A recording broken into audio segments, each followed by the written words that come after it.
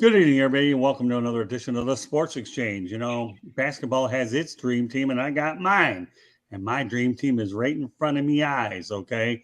Want to welcome back Jacob Christer. We have a very good show lined up, but I'm going to go over my crew first. Jacob Christer, the pundit's pundit. Welcome back, Jacob. What's going on tonight? Yeah, love seeing that. This is nice to have a little doubleheader here. I like this. Yeah, we had a great show over on Pundit's Pundit Yes, earlier. we did. And I'm telling you, we didn't have a great show. We had a really great show. In fact, we graduated so much that Jacob and Denzel gave me my own banners. They were, what were they called? Explain the banners that I ended up getting. Oh, he said Jay made a banner called his showing his age. How many times he's showing his age? Yeah, I think we got it up to 4 times, and nevertheless, I was a golly Gomer Pyle, knowing I got my own banner. Never had one before on somebody else. Golly. Yeah, that's it. All right. Well, Rick Curdy, I don't know if you know how to say it, golly, but we had some pretty good time last night talking about Shohei Ohtani. It's showing in the new YouTube numbers. That's what we're doing. Welcome back, Rick, for round 2. Your second in 2 nights, Rick. Thanks for having me back, Scott. My pleasure. And JB Ellis, back from his vacation out in wine country. You and your other half, great couple. But we're glad to have you back tonight here on the Sports Exchange. Glad to be back. I see some strange faces. We got the pundit, we got George, we got Rick, and you. Let's do it. All right, yeah, I guess I'm as strange as they get, considering the role when it comes to all my NASCAR responsibility. And last but not least, yes, George Eichhorn, welcome back, my friend. Oh, good to be back, Scott and guys. I'm looking forward to the show. All right, well, let me give you an overview what the topics are. We're going to talk about Philadelphia Phillies, San Diego Padres. Yes, we have, because we have a New Yorker on here. We got to talk about the Yankees and the Astros. All right, JB. Only we're talking. Fit you. We'll talk about Justin Verlander, NFL Amazon, Charles Barkley, and everybody's going to have parting comments at the end that we don't get around to. With that said, okay, I'm going to start it. I'm going to go in chronological order, I guess, right to left, not left to right, unless you're dyslexic, okay? But, here's the deal. Jacob, the Philadelphia Phillies on house money. I know that they lost tonight. The Padres, that series is 1-1, but let's face the reality, the 2 series in the books. They went into St. Louis, were able to win, knocked out the defending champs Braves, and now that they're get to enjoy Southern California. And right now they were earned a split out in SoCal. So take it away, Jacob. I was wrong about the Phillies. It's like I was wrong with thinking, and yes, they are playing on house money, but remember, some people nail house money, then they cash. Some people hit it and then they cash. It's like I would try to be going on house money with poker, and I can guarantee I'd cash and I'd go. That's where Philly is right now. Again, they are playing things like like I said, I don't think that they're playing star level, but they're just doing everything consistently right. And it's like you get hot enough. And I'm not going to say they're going to go and they're not going to or whatever. You cannot tell. This kind of reminds me of the Marlins in 2003. You just play. You don't play big, powerful things. You just do everything right. And there's those lulls. And that's what happened to the Dodgers. I told you, there's one thing I got right, this whole prediction thing. JB heard me. These all the thing. I'm saying, you guys heard me. I said the only thing I got right was Dodgers. It was like I didn't feel right. They had these weird lulls they would have even in their powerhouse, their domination. It's like the thing about that is a team like the Phillies, they didn't beat the Dodgers, mind you, but a team like the Phillies would have taken the Dodgers out because you get any kind of lulls, they're just doing everything right. Right. All right. Well, let's face reality. I don't know if house money consists of Bryce Harper, Kyle Schwarber, Nick Castellanos, Bryce Hoskins, and Zach Wheeler because they're awfully good. But we'll turn it over to Rick Curdy and let's talk about the Phillies. Are they on house money? Phillies look great. Yeah, I mean, they're playing loose. They're playing like no pressure. They started out terrible. They fired Girardi, and I mean, they're just doing fantastic right now. So, I mean, like I said, there's no pressure on them. They took out the Braves. Dodgers are out. I mean, so I see them going to the World Series, and so will they win it? I have no idea, but to me, they're going to go to the World Series, and they're the Cinderella team right now. And Bryce Harper playing great. That's what you got to do. You got to get your big star to play great, and he's really stepped it up. So altogether, the Phillies are playing like a team. All right, JB. Listen, the Phillies they went from firing Girardi to getting through the first round. This is beating the Braves. This is pretty amazing stuff we're seeing. They could have the manager of the year from an interim manager. This is not normal stuff. They went to San Diego. They split, which is all you got to do. They're doing everything that's necessary. Good for them. I mean, it's not neither one of the teams I'd want to see out of the National League, but good for them. All these 100-win teams that aren't even going to have a chance at the World Series. All right, George Eichhorn, take it from there. Phillies. Well, they have one of the most admired men that I have ever seen, and that's general manager, president, whatever he's got, Dave Dombrowski. Dave Dombrowski's a winner. Dave won in Detroit. Dave won in Boston. Dave won in Florida, Miami. And I'll tell you what, he didn't win in Montreal, but nobody wins in Montreal. Dombrowski's done a hell of a job. I admire him, and he's calling the shots in Philadelphia. It does not surprise me one bit. Nick Castellanos, again, I can speak to him. Tremendous ball player. Prickly attitude with the media. Some guys don't like him. That's too bad. When the guy comes to play, he comes to play. And Nick was a great player in the Tigers era when they were winning. But Dombrowski was the key man, as you guys know, when the Tigers twice went to the World Series. Unfortunately, they lost both times. And he's working his magic. That's all I can say with Philadelphia right now, too. Well, it doesn't hurt that he's in a hitter's ballpark either. You should be able to hit in that bandbox, but nevertheless, he is performing, and he's a few wins away from making it to the Fall Classic. All right, well, with that said, okay, we have to be fair and talk about the other championship series, which involves the Yankees at Houston. I believe Houston won 5 of 7 in the regular season, and Houston has managed to have the Yankees number for a while. So with that said, we're going to start it off with JB Ellis this time. Do you give the Yankees a chance against the Astros? No, I haven't given them a chance all year. Everybody knows I'm a huge Yankee fan. They played over their heads the whole time. They almost lost to the Guardians. I think the rainout hurt Cleveland more than it hurt the Yankees.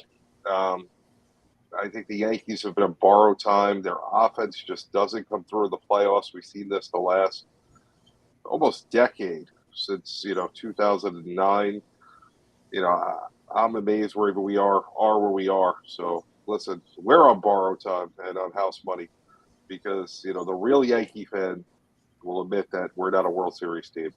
All right, so Aaron Boone comes up short. Do you think that they finally let him go, or do you think he's going to stick around? Joe Girardi's available. Don Mattingly's available. Right. Okay. Time to go. Should have made this change a long time ago. Okay. George Eichhorn? Yeah, I got to agree with my man, JB. I mean, I think he is on borrowed time, Aaron Boone. The Yankees, it's hard to go with them. It really is. I mean, it's more so in my eyes that Houston is such a great team, loaded with talent, pitching staff tremendous. And we'll talk more about JV in a little bit. I know Scott's going to talk about him, but I tell you what, the Yankees are playing on borrowed time. It was a tough series, and trying to fly down there with 3 hours less sleep. It still bugs me that Manfred didn't try to make that game at 1:00 instead of 4:00. I'm sure Fox Sports had a lot to do with that, but try to give at least the Yankees or the Indians, whoever it would have been, another 3 hours to get down to Houston. But that being said, I think it's going to be a short series, guys. I really do. I think it's going to be done in 5 games with Houston winning.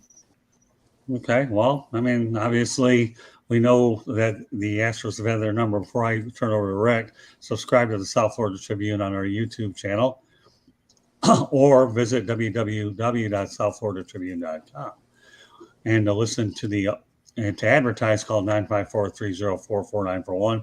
The audio portion of the show can be heard on iHeartRadio, Apple, Google, wherever you get your podcasts. If you have a difficult time finding it on our website, then go ahead to youtube.com and then you can go ahead and find South Florida Tribune and subscribe that way. We would appreciate you helping us with subscribers. We have a lot of good videos as well as a lot of great streams out there as well. My latest one today, folks, is I'll be covering the NASCAR event at Homestead Miami, and I had an opportunity to do a one-on-one with Eric Almirola that lasted about 5.5 minutes. Eric's a great guy. He'll be retiring at the end of the year. And it was great that Russell Branham arranged that interview for me, and we'll have a lot of good stuff coming up ahead over the weekend, as well as all the other sports exchange that we have going further. With that said, Rick, let's size up the Astros and the Yankees. I see Astros in this. I think the Yankees got a puncher's chance, but it's all about Judge and Stan. They need to start hitting, okay? I mean, they were pretty much invisible against the Guardians. How are they going to handle that Astros pitching staff? I don't see them. I see them struggling, and I just see the Astros winning this. I see them going to the World Series. I see them winning the whole thing, to be quite honest, and I hope so. And even though I hate the Astros, I want to see Dusty Baker win the Series, and this is the Astros to lose to, and I just think they're the best team right now in baseball, and they just look really good. And the Yankees, I agree. I think they're on borrowed time. They're like the Dodgers, start out hot, played great, and then they just completely are trying to fizzle out during the playoffs. And I just see the Astros winning this. All right, Jacob. The thing, yeah, I can see the Astros, but here's the thing: if the Yankees are going to have themselves any chance whatsoever, one thing that made Judge all year long was he hit to all fields. He hit to all fields. He did hit all those home runs, but I mean the doubles. He did do situational hitting. When he started forcing everything, remember his one. What was he? Okay, JB, what do you have? 1 or 2 hits in the playoffs in the Cleveland series? I don't even know, to be honest with you. I think he may have had possibly 1, maybe 2, but that was a home run. And it's like again forcing, and it's like that the Aaron. Here's the deal with Aaron Judge. I feel like he felt like he had to go to a big power home run guy, and everything like that, be able to do all that. But what got them to the dance was him doing it all, as far as with the bat. He's got to remember that again if they're going to have any shot. They can't have him striking out like crazy, because he's the heart of that. He is literally the heart of that offense. And the minute that he goes down, that Yankees goes down, especially with the Houston's pitching staff, and they are just so powerful. Dusty has a real powerful squad. Here's the same thing about Dusty, though, and I love the guy. I've said I think I wanted to see him with a statue in Wrigley Field just because he made the Cubs for real. But I'm going to say this about Dusty. He manages better when he has Nefi Perez. When he has guys like Nefi Perez, and he has to figure out what to do with them, and he kind of messes around with the thing. He's a better manager there than he is when he's got it all. So we don't know if he's got it all and he's going to overthink it. So we're going to see what he does here. Fair enough. Okay, well, let's segue over to Justin Verlander, shall we? Justin Verlander is saying that he wants to pitch until they rip the jersey off of him. Well, might as well start off with George Eichhorn. Could you see that happening? Well, trying to call George old. Yeah. I got more gray hair than JV will ever have, but it was a treasure, obviously a pleasure and a treasure for us to watch him here in Detroit, Michigan. What a great career he had here, and of course, every fan here was sorry to see him go when he left town. Just phenomenal, coming back from Tommy John surgery, 39 years old. Hey, if he wants to keep playing and keep pitching, let him do it. I mean, the thing that really, really is surprising, though, is 0 wins in the World Series. He has not won a World Series game. Certainly, that's not going to stop him from getting into Cooperstown. I don't mean it that way.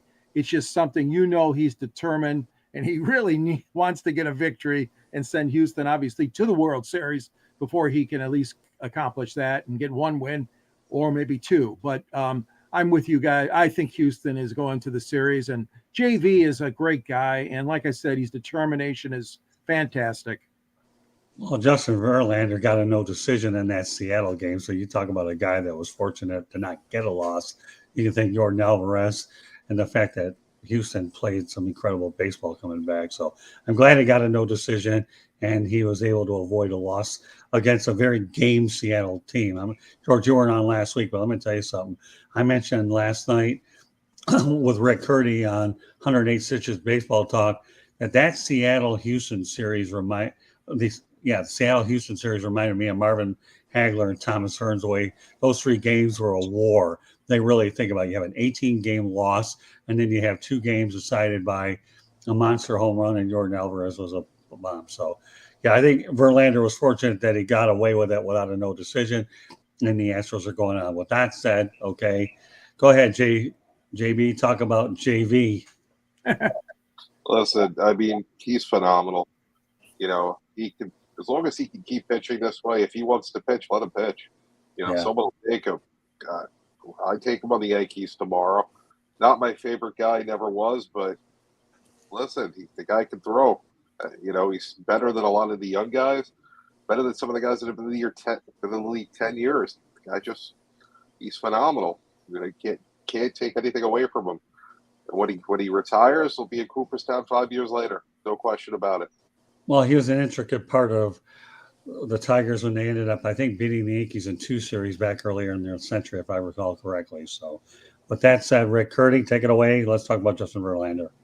Phenomenal pitcher, comeback player of the year, Cy Young candidate. Won't be surprised he wins it. And, you know, once he keep pitching. Just I have a little advice for him. Don't go to the Dodgers because Dave Ross probably take you out in the 5th inning while you're pitching a no-hitter. So just no, that's David Ross. Ross and Cash too. Just stay in Houston, doing great. Want to keep pitching. It looks great. Why not? Why stop? You know, I see 3 more years in him, and keeps pitching at this velocity. What he's doing, I mean, he's having one of his best years in his career, and that's saying a lot because he's won the MVP and Cy Young. So, you know, and he's definitely going to the Hall of Fame. He went to the World Series. That's another cherry on the sundae. So great pitcher. I see him 2-3 more years, and why not? He looks fantastic. Well, you think about it. The guy's got no hitters on his resume. He has a world championship, at least one of those. And you're right. I mean, here's a guy that he would be angry if you did take him out in the middle of a no-hitter. And he may be the next best chance at a 300-game winner if he can continue to pitch well. I don't know how close he is. I don't care. But he may be your next hope to do it. Jacob Christner, Justin Verlander. No, I'm going to say no. The reason is, to me, I'm going to call it Ric Flair syndrome. It's like you've been in competitive deal all your life. You don't know what to do outside of it. And you're going to ruin yourself. Tom Brady's turned into Ric Flair syndrome. He's turned into that. I said last year, this was the time to go where he lost barely, and it was a Matt Stafford throw that did it. He could have easily just say, well, I'm going to go to the Super Bowl if it wasn't for that. You could just go that way and be done. But instead, now he is terribly struggling. He can't get anybody on the same page, and he's about to have a divorce, a really expensive one to boot. And this is all on him. And it's like this kind of stuff can happen to Verlander too. See, we're looking at the now, which is everything good. Everybody looked at the Brady. People talk about Brady like he's 34 years old or something. He's 45 years old. People forget this because he has such a young-looking face, but he won't let it go.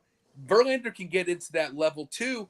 At some point, you've got to just say to yourself, there's businesses like crazy for sports. I just read something on Jimmy Butler having a coffee business tonight.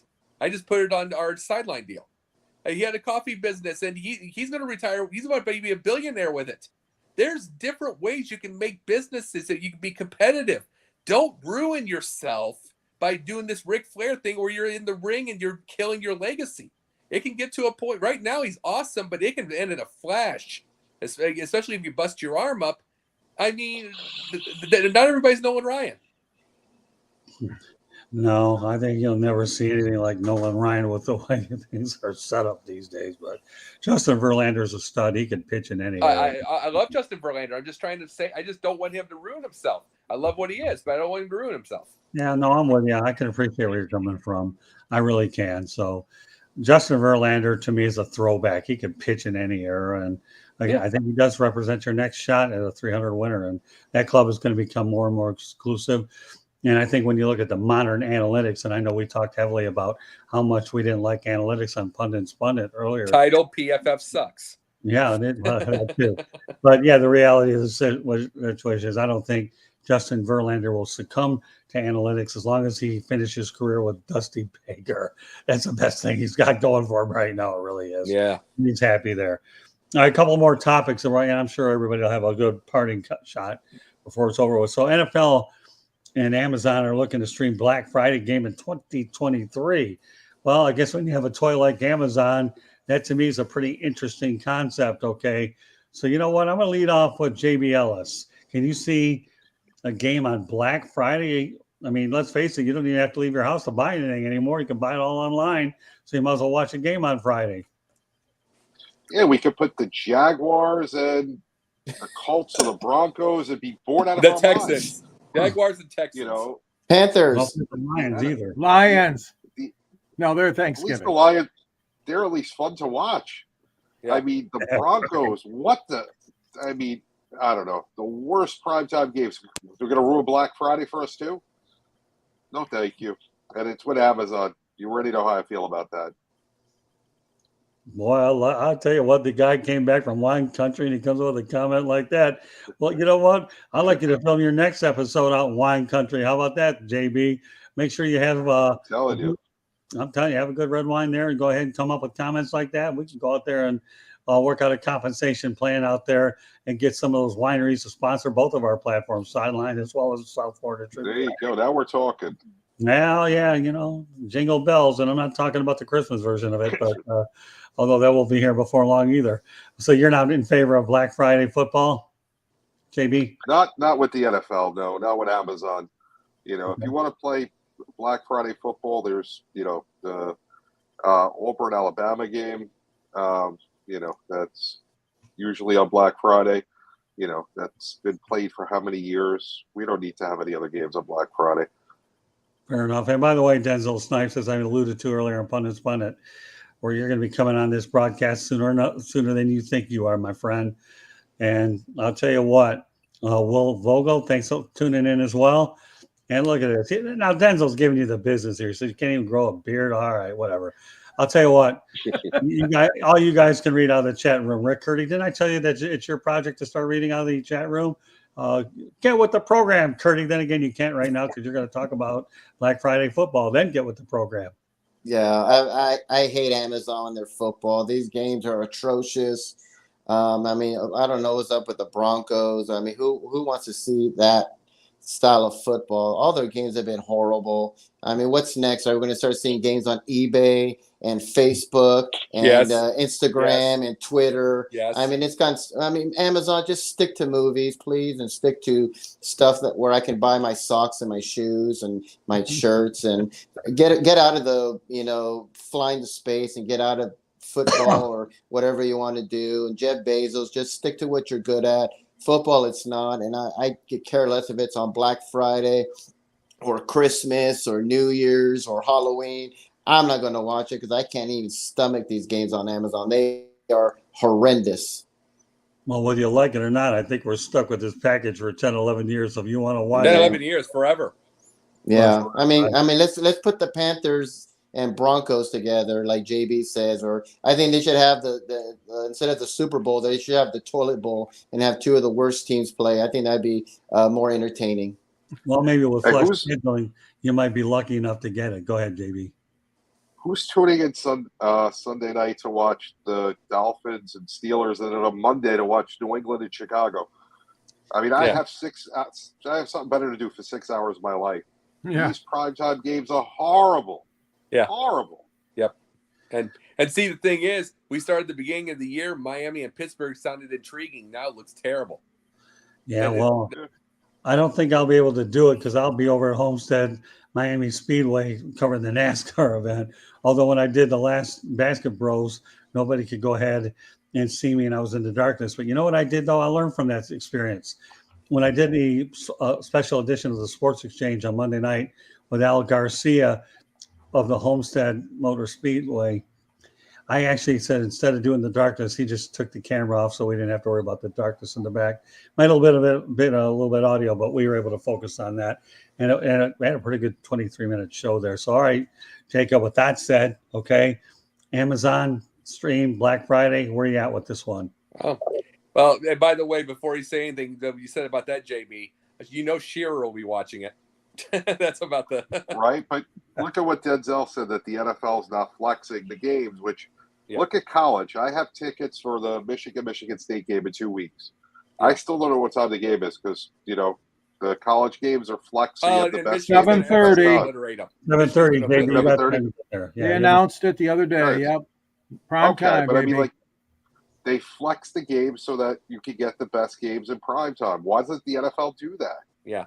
Well, it doesn't make any sense. They think they are. Here's the deal. They think they are the product, not the games. That's the biggest mistake. But the biggest thing about this is you got to realize, and I know what Rick had said, but this is a world where everything's going closer to streaming than it is television.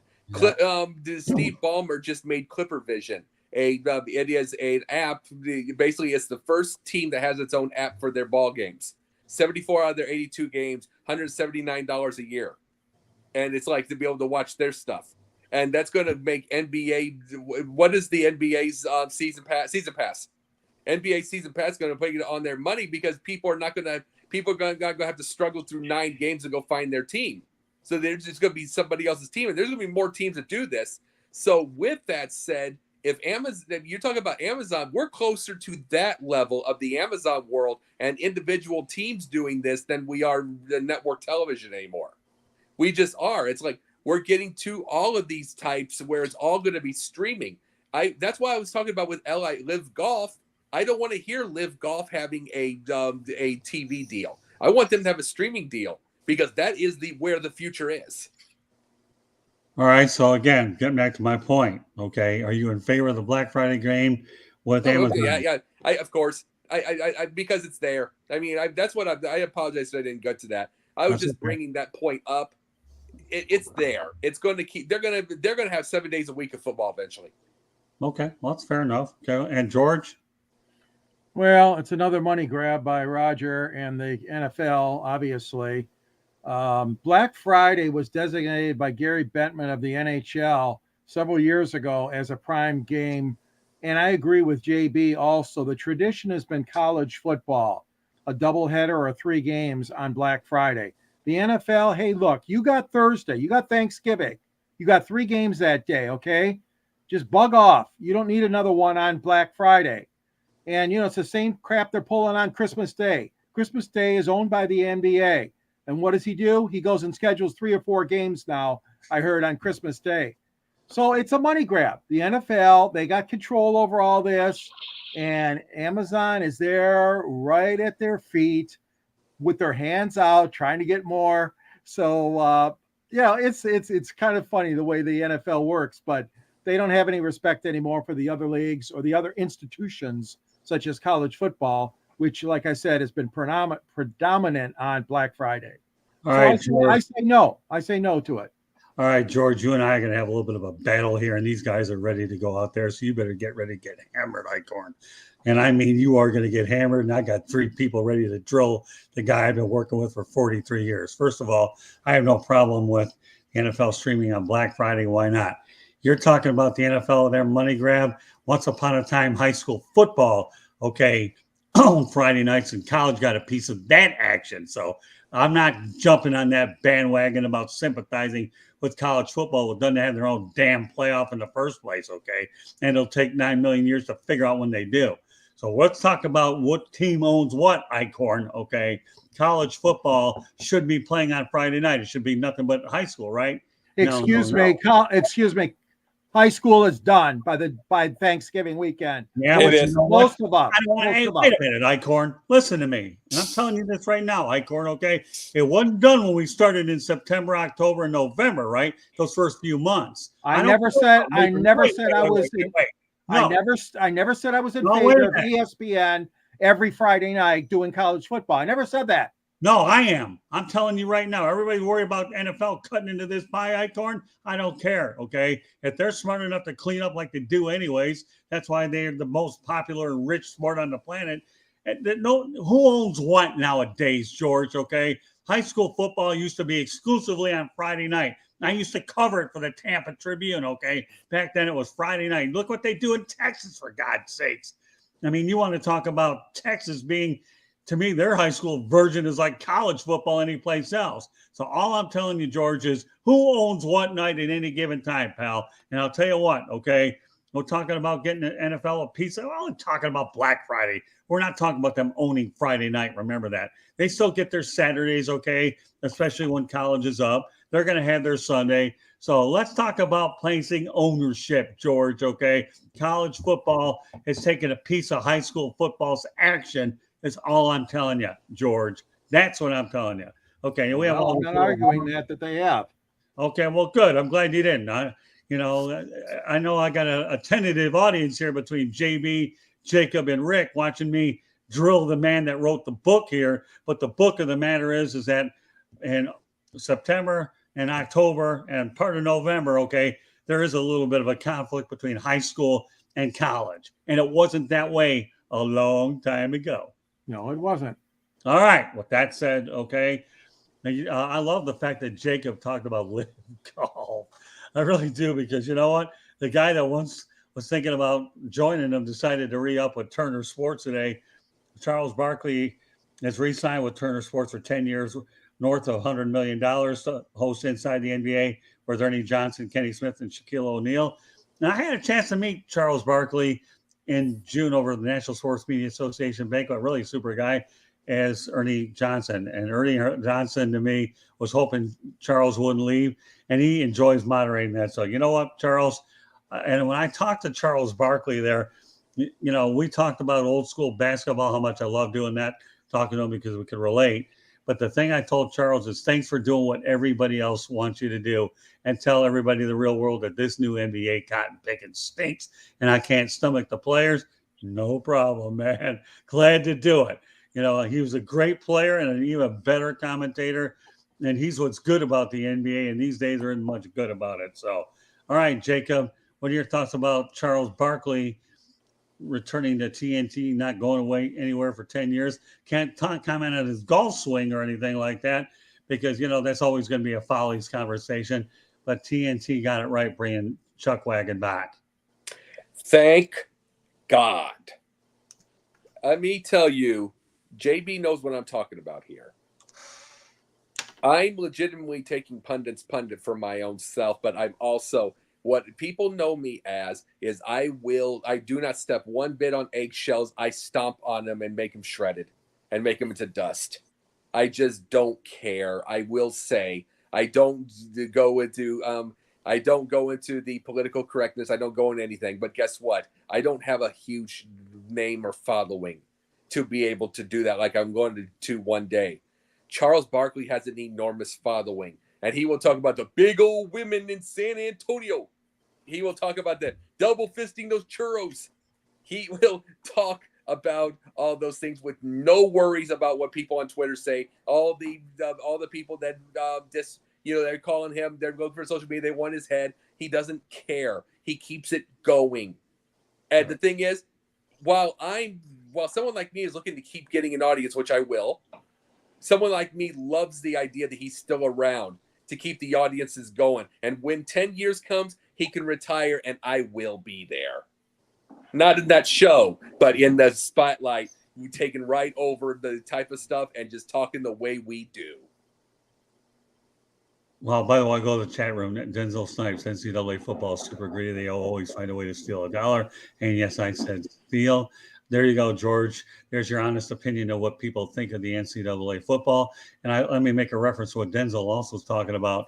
When I was in Talladega a couple of weeks ago, Bruce Pearl didn't have any nice things to say about the NCAA. We didn't get any details, but he certainly got me intrigued. But I want to get to Auburn and have more time to talk to Bruce Pearl down the road. So, but yeah, you know what, Jacob, you're on target. The best thing is, as long as you keep Charles. And Ernie Johnson told me it was a lot of fun working with these three guys anyways, that he'll do all the work with the producers. He just keeps his guys away from it. And then once the light goes on, it's an effortless situation. I just hope and pray Ernie Johnson's got 10 years. He's had some health issues. I just hope and pray he does. He's a great straight man for these guys. Yeah. He's an even better person than a straight man. I mean, it's chronicled with his son. Yeah. Great family guy, great on the show, and inside the NBA. He's probably one of the best watches, as you said, as a straight guy on the show. You got to love Chuck. He just says what he has to say. He doesn't care. He doesn't hold back. Him and Shaq going at it is probably the best fighting on TV ever. I mean, I can watch that all night, every night. So they put on a great product. First off, you can't fight. Well, you know what? I'll tell you on my Facebook page, actually, when I uploaded those photos to Facebook, it's neat that I had one of Charles Barkley and Ernie Johnson there. And, Ernie Johnson, one of the nicest guys I've ever met. You talk about class, this guy's at. And you know what? Charles Barkley, to me, I love the guy. I've always loved the way he played ball to begin with, let alone the fact that he does a dynamite job. And you know what? 99% of what he says about the NBA, the way he's bashing one guy or the other, I agree with it. In fact, I would like to say 100% because of Charles Barkley for who he is. Because let's face it, not only does he have the big platform, he makes a whole lot of sense. And if we could ever get him on Basket Bros, oh my goodness, who knows what we could do there? Because that would be a Let me tell you a little bit. Let me tell you, I invited Chuck to the Legends Super Bowl party last year. We just couldn't connect. He hasn't called me back yet. I know he's a busy guy. But Chuck, come to Phoenix this year. We'll get you into some parties. We'll have a good time. Hang out with Jerry Rice and the rest of the guys. Yeah, he's a class act. All right, George, I know I came a little at you and I apologize for nothing because I still no apology necessary. Charles Barkley is the number one guy. You're right, guys. Pro basketball, college basketball. He tells it like it is. I admire his personality. I mean, here's a guy that is just bigger than the game itself in the sense that you always want to know what he's talking about. And like you said, JB, when he gets into his little tit for tat with the Shaq and the play between him and Ernie and all the rest of the guys on the crew. And now, of course, that's carried over to the NCAA basketball. Yeah, no. Talk about a big money grabber, the NCAA tournament. But Charles has obviously made a smooth transition from the program to the college game any given night during that time frame. What he's doing, NBA stuff, and then he's doing college stuff. So if any man deserves the big bucks, it's him. And he's a great character. I mean, we got a guy in Detroit, Rick Mahorn, much lesser scale than Barkley, of course, but Rick Mahorn is that way on the Pistons radio broadcast with a guy named Mark Champion. So, on a smaller scale, like I said, Mahorn is colorful. Just Barkley's over the top, though. I love him. Yeah, I'm glad you know what, George, I'm really glad that you brought him up on the NCAA coverage. I really am, because I enjoy seeing him there as well.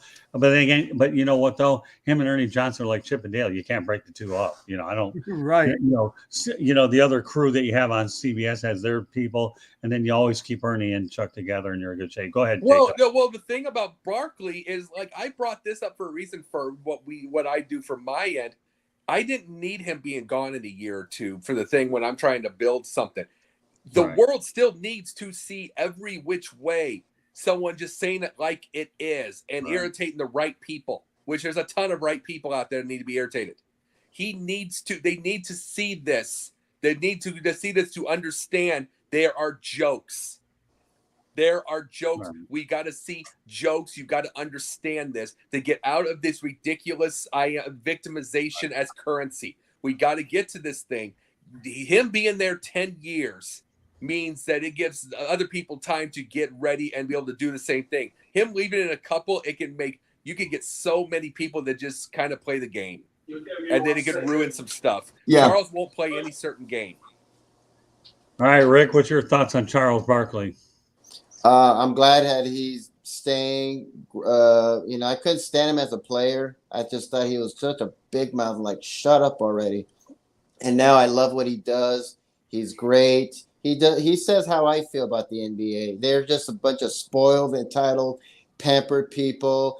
I can't stand Adam Silver. He's a complete doormat. And Barkley just says it like it is. He just doesn't care. And he just, like, everything how I feel about the NBA. And I haven't watched an NBA game like in 10 years.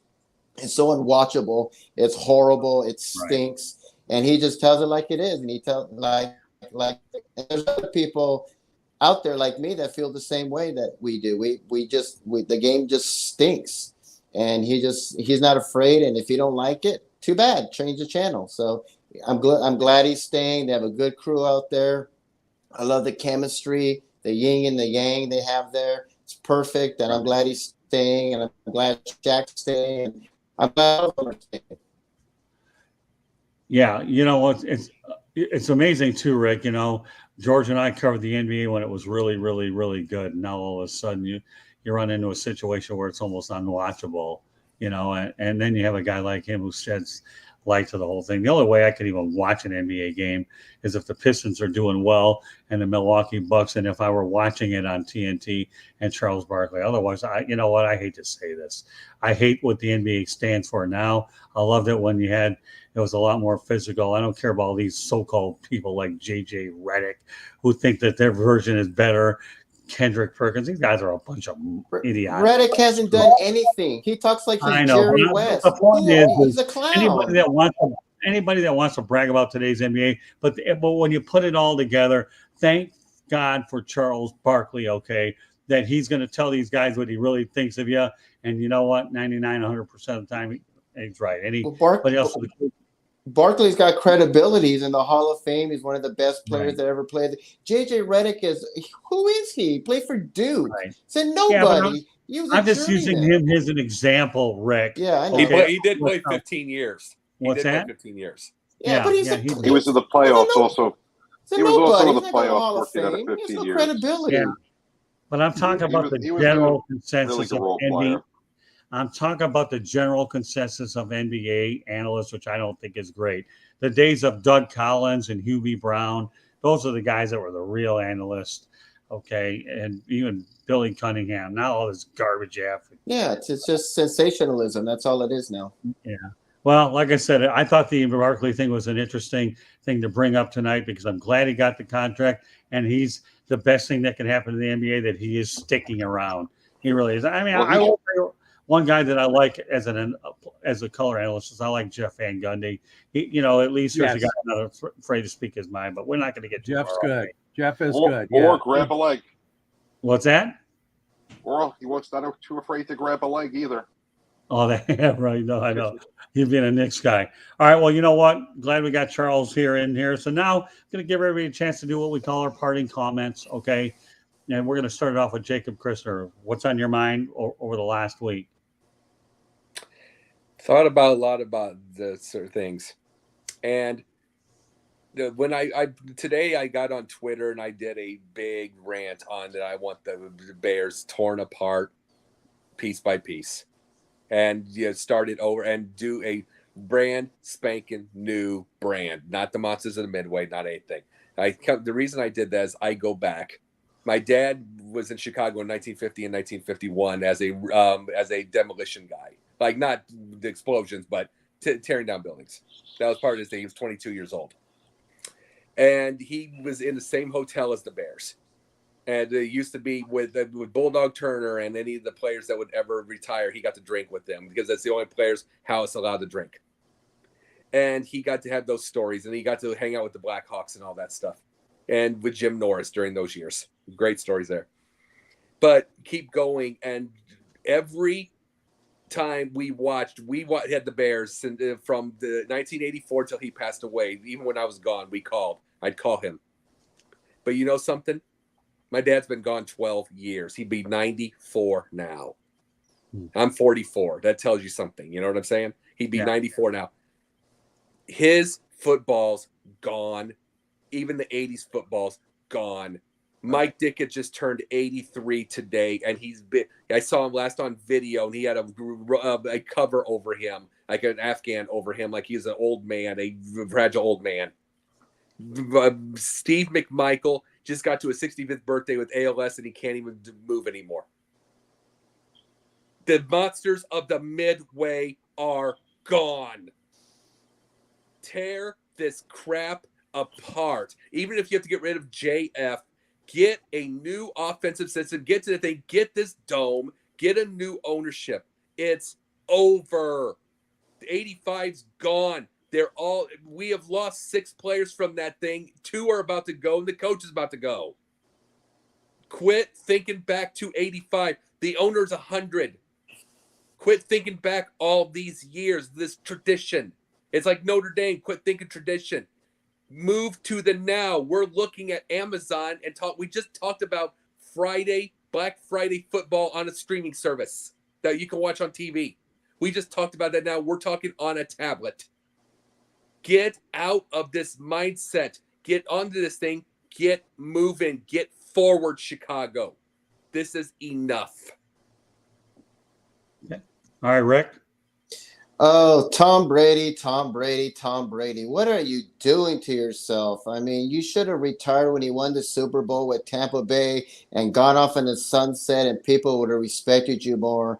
And now you're just becoming just a total pampered, spoiled child, throwing tablets, getting personal days off. You know, your model, beautiful wife had enough of you. And yesterday, I thought I heard it all from him. But to compare himself to deployed military people was absolutely asinine. It's so disrespectful. You know, I mean, my goodness, you get paid $30 million. You're in a mansion, beautiful wife, and people are out in foreign countries risking their lives to protect our country. And you have the audacity to say that you're the same as them? Give me a break. Just shut up. Go to practice, stop taking personal days off, patch up your family, and just get on with this season. You're not going to win the Super Bowl. Probably not going to make the playoffs because the team stinks. Go away, retire, and have more respectability for yourself, because right now you look like a clown right now. Just shut up. Yeah, he's been calling out Rick. offensive lineman as well. Rick. So. Yeah.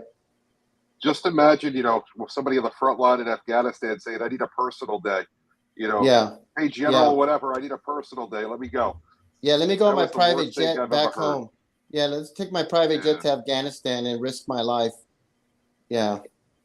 I've been calling out Disgusting. It was so disrespectful. All right, well, you know what? Let's transition over to JB Ellis. Your parting comments. The New York Giants and the New York Jets. Unbelievable. These two teams who nobody expected what's happening are both, I believe, 5-1, the Giants. I know what the Giants are 5-1. I think the Jets are 5-1 as well.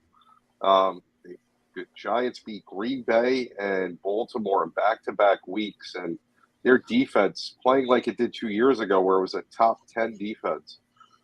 Great new coach. You know, they seem to believe in each other. The Jets, Robert Saleh, great coach, had a great draft. You know, Sauce, Breece Hall. I love what these two teams are doing. I spoke about the Jets earlier on the other show. You know, it's weird to speak about the Jets and say good things. I haven't been able to do this since Parcells was there so long. You know, it's nice to actually see good football in New York again. The Giants right now, up until they play the Cowboys again, they should have a string of wins. We don't play anybody tough. You know, our toughest game is going to be Detroit in the next 4 or 5 weeks. So we should be like 9-10-1 before we play Dallas. It's exciting to see this team. Before the year, I was expecting 5-12, 6-11. That was my expectation. We're already at 5, and we have nobody on the schedule until Dallas. We could conceivably be 12-5 by the time the season's over. Great job already by both coaches in New York. Okay. All right, George. Well, I know it's more local than a national story, but Detroit teams are always snake bit. Now the Red Wings have lost Tyler Bertuzzi. Jacob Varna is going on personal leave of absence. If it's not DeAndre Swift of the Lions or Bagley of the Pistons, it's Casey Mize or Green of the Tigers. It's just something that has hit this city, and our playoff drought continues in Detroit with the Pistons, Red Wings, Lions, and Tigers. There's always hope, but boy, oh boy, it seems like every one of our teams always gets hit early in the season with injuries that they seemingly can never recover from. Swift, by the way, is probable right now for Sunday's game at Dallas, but the Lions have a boatload of injuries, and I just hope that these players get healthy and Detroit can be blessed with better days ahead from their star athletes that they're rooting for. Yeah, I mean, if you had to pick any of the four, which one would likely get back to the playoffs first, or where would you go? I would go with the Red Wings, Hockey Town. because I think Steve Yzerman is a brilliant leader, the general manager of the team, and he's lining up some good young talent, made some nice offseason acquisitions, Scott. I would say that the Red Wings would be first and probably the Pistons second in my mind. All right, let me tell everybody, subscribe to the South Florida Tribune on our YouTube channel or visit www.southfloridatribune.com and advertise, call 954-304-4941. The audio portion of the show can be heard on iHeartRadio, Apple, Google, wherever you get your podcasts. If you have a hard time subscribing through the website, just go to youtube.com, look for South Florida Tribune, hit the subscribe button, and then you'll be good to go. We do a lot of great videos in the field as well as a lot of these streams on all the numerous shows that we have on here. With that said, okay, I'll give you my parting comment. The NBA, the NHL just started their seasons. But I really think that both sports should start in late October, early November. The reality is both these two winter sports are just buried between the baseball playoffs and the NFL, both college and pro. So if I were the NBA and the NHL, you're looking to peak a little bit. Wait till late October, November. College basketball should even start later than they are now, because let's face it, the NFL is king and we all know it. And the Major League Baseball playoffs is really at the height of their time with what we have going on. So my advice to the other sports, NBA, NHL, start late October, November, then we'll figure you might be relevant at that particular point. Okay, with that said, okay, Jacob, let everybody know how they get a hold of you. Monday night during the season, the NBA carousel, Megan Price's NBA carousel is during the season. Once we get to that. Tuesday nights during the season, Confidential will be prime time. Thank God.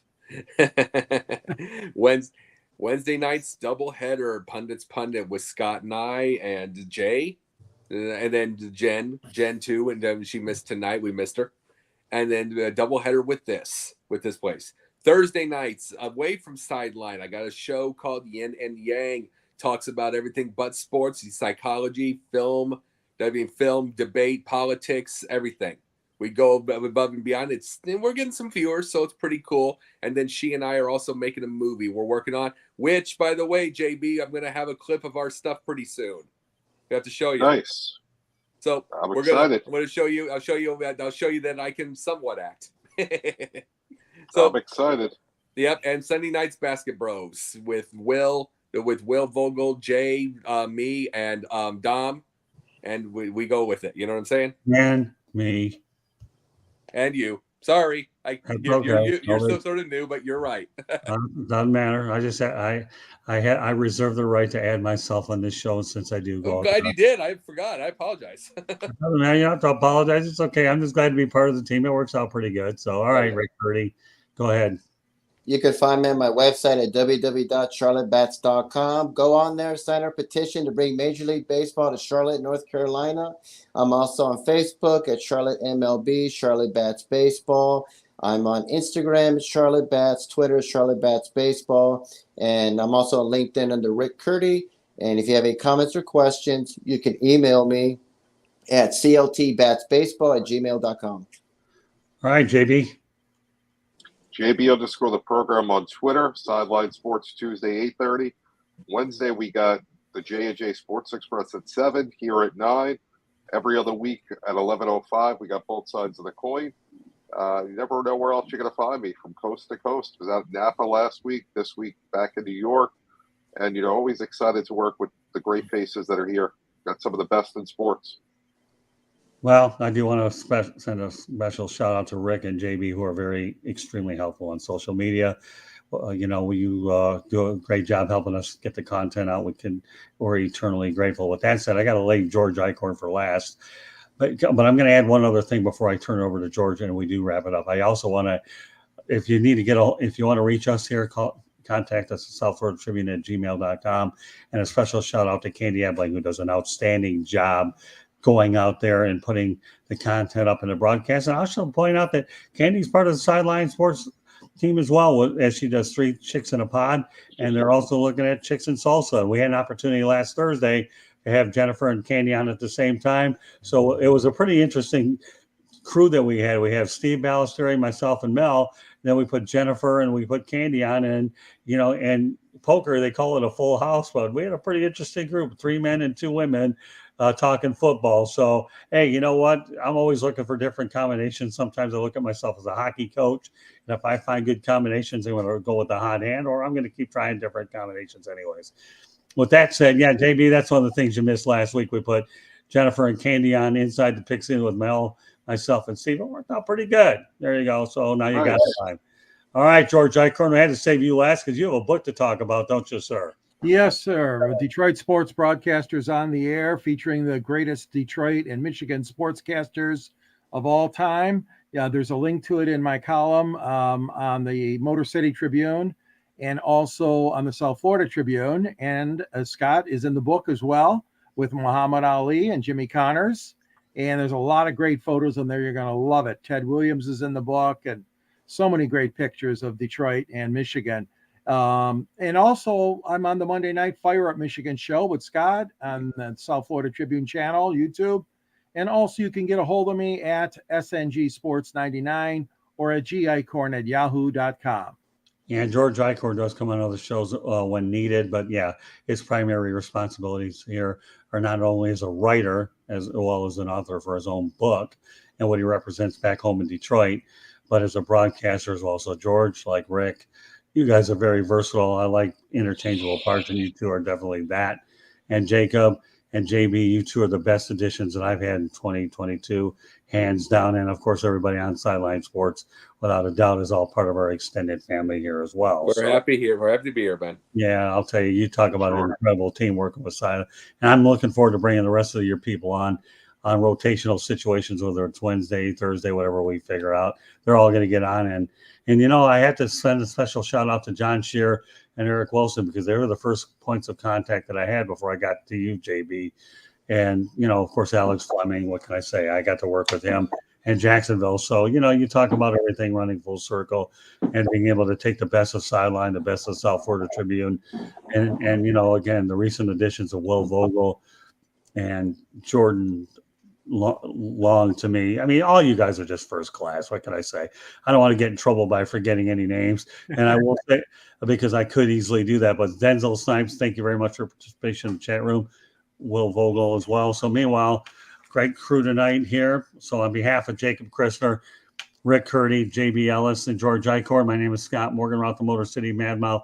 Thank you for joining us on this edition of the Sports Exchange, and we will see you next Wednesday night. Have yourself a good weekend, and we'll come up with some new hay next week, so we have a lot to say. Take care, everybody. Good night. Good night. All right. Good night.